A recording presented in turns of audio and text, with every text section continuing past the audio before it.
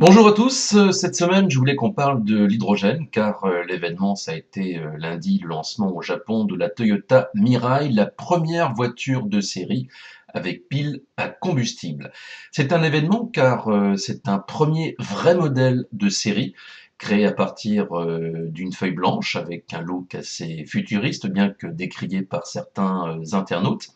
Et puis ce qu'il faut noter également, c'est que la demande est plus forte que prévu et d'ores et déjà, alors que c'est un pari, et bien Toyota a dû donc augmenter la production pour servir à la fois le marché japonais, mais aussi le marché américain et les premiers pays européens qui seront donc livrés d'ici maintenant quelques mois.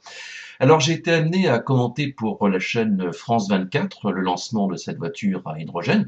On m'a notamment interrogé bien sûr sur le réseau d'infrastructures, sur ces fameuses stations qui permettent de faire le plein en à peine 3 minutes de ces voitures à hydrogène.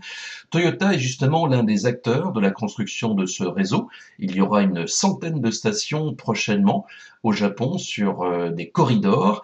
Et ce sera la même chose d'ailleurs dans certains pays dans le monde, en Allemagne, en Californie par exemple pour les États-Unis. Ce que l'on peut dire, c'est que c'est parti. Toyota est donc le premier constructeur à lancer véritablement un véhicule de série. Pour l'Europe et notamment la France, il faudra attendre 2017 faute d'avoir un réseau. Mais en attendant, le mouvement est lancé et ce que l'on peut noter également, c'est que d'autres constructeurs vont prendre le relais. C'est le cas notamment de Honda avec la FCV, une voiture qui initialement devait sortir en 2015 mais qui finalement arrivera au printemps 2016. Le fait est que, comme il l'avait dit, les plus grands constructeurs du monde, qui s'étaient engagés dès 2009 à proposer des voitures à hydrogène à horizon 2015, eh bien, tiennent leur parole. C'est donc une nouvelle page de l'automobile qui s'écrit sous nos yeux.